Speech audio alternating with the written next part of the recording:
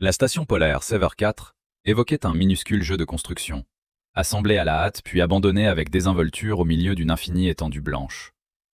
Autour, un désert de glace s'étendait sur des centaines de kilomètres. Ici, le temps se distordait. Il se figeait dans l'huile visqueuse des groupes électrogènes diesel, se perdait dans le hurlement du blizzard, et se mesurait uniquement au relevé météorologique que nous transmettions à la terre ferme toutes les 3 heures. Nous étions 3. Ilya Petrovitch, le chef de la station, un homme trapu et grisonnant qui semblait taillé dans du chêne noirci et de la glace, Serega, le mécanicien, un éternel bout en train barbouillé de mazout, capable de réparer n'importe quoi avec du ruban adhésif et un juron bien placé.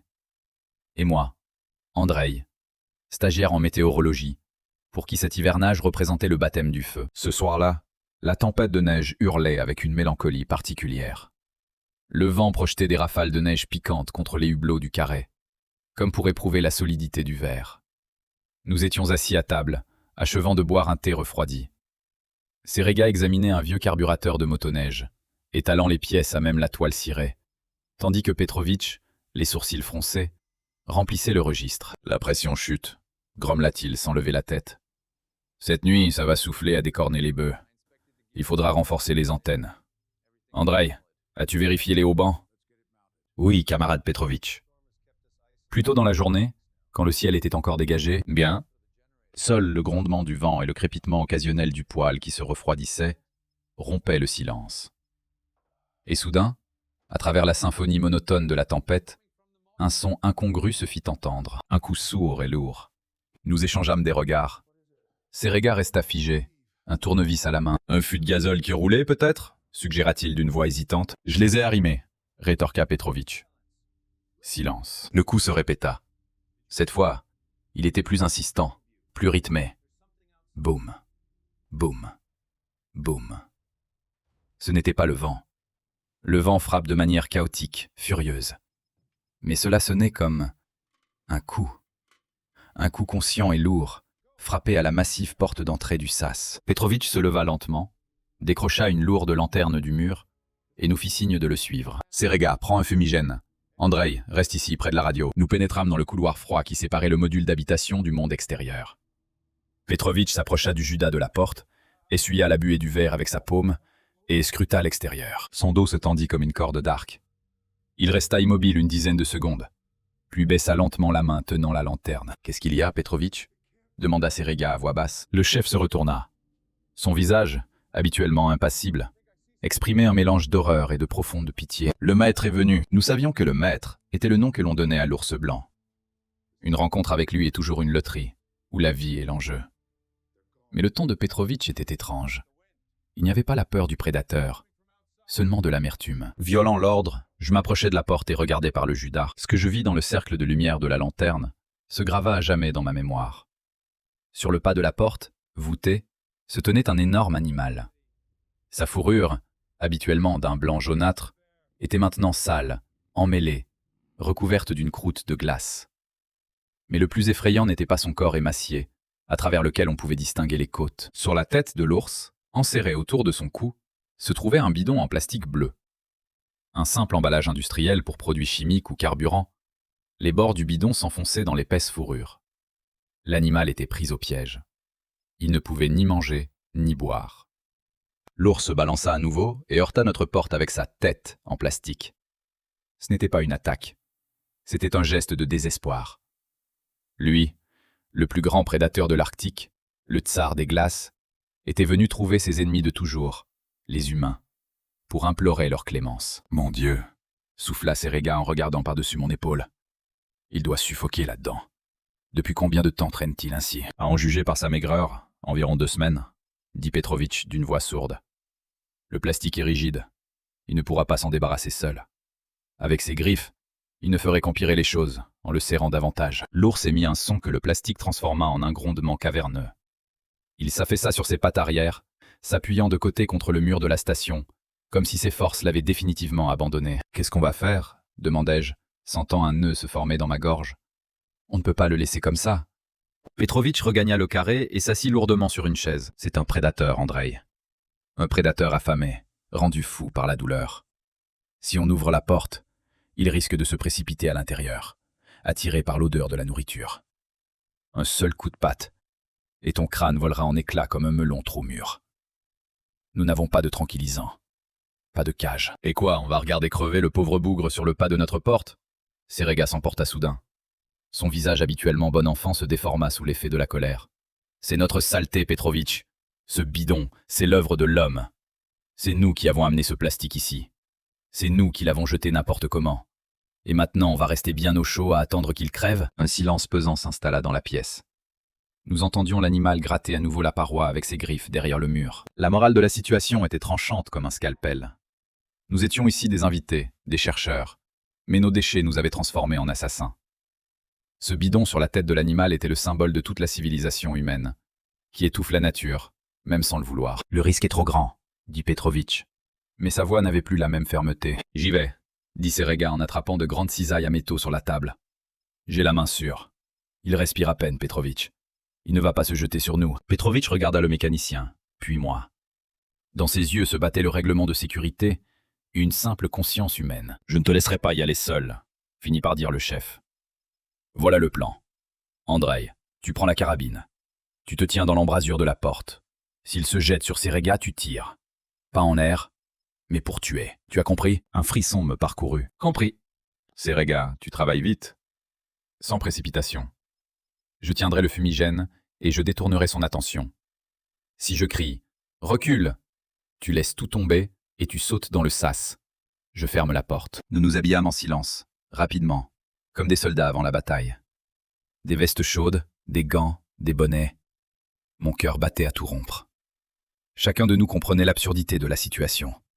3 petits hommes dans une tempête de neige s'apprêtaient à sauver une machine à tuer d'une demi-tonne. Petrovitch ouvrit la porte extérieure. Le vent nous fouetta aussitôt le visage, nous brûlant de froid. L'ours était allongé sur la neige à 1 mètre du seuil.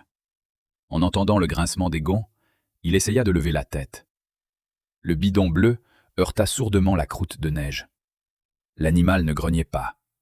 Il aspirait bruyamment de l'air à travers le goulot étroit de la bonbonne. « Doucement, mon frère, doucement », dit Serega d'une voix douce, en faisant un pas en avant.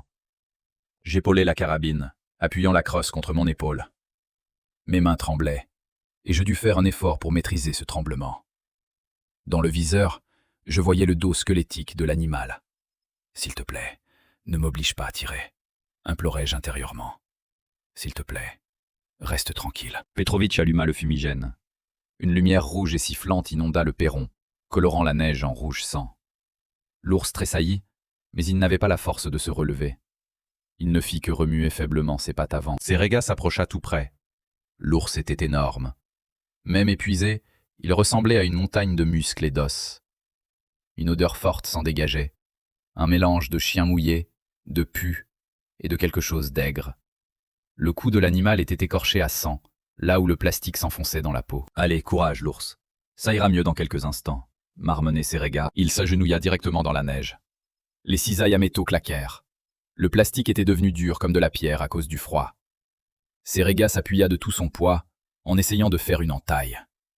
Kratz! L'ours tressaillit et émit un grognement sourd. Je tendis le doigt sur la détente. « N'aie pas peur !» dit Petrovitch à haute voix, en tenant la flamme de manière à ce que l'ours puisse l'apercevoir du coin de l'œil. Ou plutôt, de ce que le bidon lui permettait de voir. « On t'aide !» Serega soufflait, le visage rouge d'effort. Il coupait le plastique épais centimètre par centimètre, remontant du cou vers le renflement du bidon. C'était dangereux. Un seul faux mouvement avec les cisailles, et il pouvait blesser l'animal, provoquant une attaque. « Encore un peu !» haletait Serega. « Il est coriace ce machin. » L'ours restait immobile. Seuls ses flancs se soulevaient et s'abaissaient. On aurait dit qu'il comprenait, qu'il nous faisait confiance. C'était un moment étonnant d'unité. Un homme, armé de fer, brisait les chaînes créées par un autre homme. Nous réparions l'erreur de notre espèce. « C'est bon !» cria Serega. Il écarta avec force les bords du plastique coupé et retira le bidon de la tête de l'animal. L'ours secoua la tête pour se libérer. Le bidon roula sur la neige, résonnant dans le vent. L'animal prit une inspiration profonde et avide. La première inspiration libre depuis des jours. Il toussa, secoua la tête, projetant de la salive et du sang de son cou écorché. « Reculez !» ordonna Petrovitch. Serega sauta vers la porte. Nous nous engouffrâmes tous dans le sas, mais sans fermer complètement la porte, laissant une fente. L'ours ne se jeta pas sur nous. Il resta allongé, le nez enfoui dans la neige, et la saisissait avidement avec sa gueule, rafraîchissant sa gorge enflammée. « De l'eau, dis-je soudain. Il a besoin d'eau. La neige ne le désaltérera pas.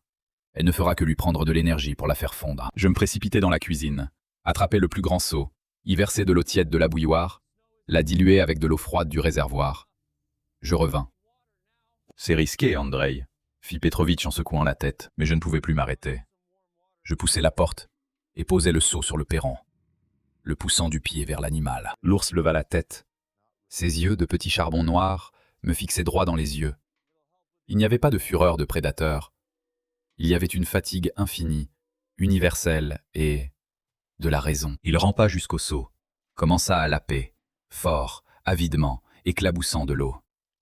Nous restâmes derrière la porte vitrée du sas et nous regardâmes. 5 minutes, 10. Il but tout jusqu'à la dernière goutte. Puis lécha le fond avec sa langue râpeuse. Ses forces lui revenaient lentement. Il se redressa difficilement sur ses 4 pattes, tituba, mais resta debout. Et alors se produisit ce pourquoi il valait sans doute la peine de vivre et de travailler ici, au bout du monde. Au lieu de se retourner et de disparaître dans l'obscurité salvatrice de la nuit, l'ours s'approcha de notre fenêtre. Il se dressa sur ses pattes arrière, appuyant ses pattes avant sur le châssis. Le verre grimaça sous son poids, mais il tint bon. Son museau se retrouva juste en face de nos visages, séparé seulement par un double vitrage. Je voyais chaque poil sur son nez, la vapeur qui s'échappait de ses narines. Je voyais la cicatrice sur son oreille. Il nous regardait, longuement, attentivement. Il mémorisait. Ce n'était pas le regard d'un animal sur sa proie. C'était le regard d'égal à égal. Dans ce regard, on pouvait lire une question muette et une réponse simultanément. Comme s'il disait « Vous m'avez fait du mal, mais vous m'avez aussi sauvé. » Je me souviendrai des deux. Il resta ainsi environ 1 minute. Puis il se laissa lentement retomber sur ses 4 pattes. Renifla, comme pour dire au revoir, et, sans se retourner, s'éloigna de la station, se fondant dans la brume blanche du blizzard. Nous restâmes longtemps silencieux. Ses regards ramassa le bidon bleu coupé sur le sol. Sur le plastique, il restait des traces de dents et du sang séché. « Je vais l'accrocher dans le garage », dit-il doucement. Comme un rappel. « De quoi ?» demandai-je. « Du fait que nous sommes responsables », répondit Petrovitch à sa place. « Nous venons ici, nous construisons, nous forons, nous étudions. Nous nous considérons comme les maîtres. Mais les vrais maîtres, ce sont eux. Et chaque sac jeté, chaque bonbonne, est une mine à retardement. Aujourd'hui, nous en avons désamorcé une.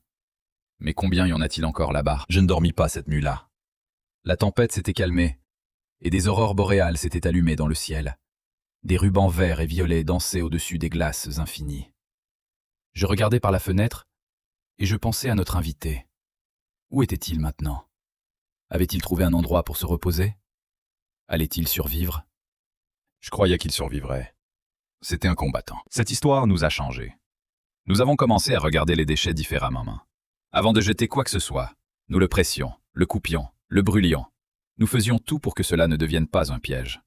Nous avons commencé à nettoyer non seulement derrière nous, mais aussi à trouver d'anciennes décharges, laissées par les expéditions des années passées, déterrant de la neige des fûts rouillés et des rouleaux de fil de fer. Parce que la morale est simple, comme le jour polaire. La force de l'homme ne réside pas dans la domination de la nature, mais dans le courage de réparer le mal que nous lui avons causé. La miséricorde est la seule chose qui ne gèle pas, même à moins 50 degrés. Et ce regard de l'ours à travers la vitre, je le revois encore dans mes rêves. Un regard dans lequel j'ai vu le pardon.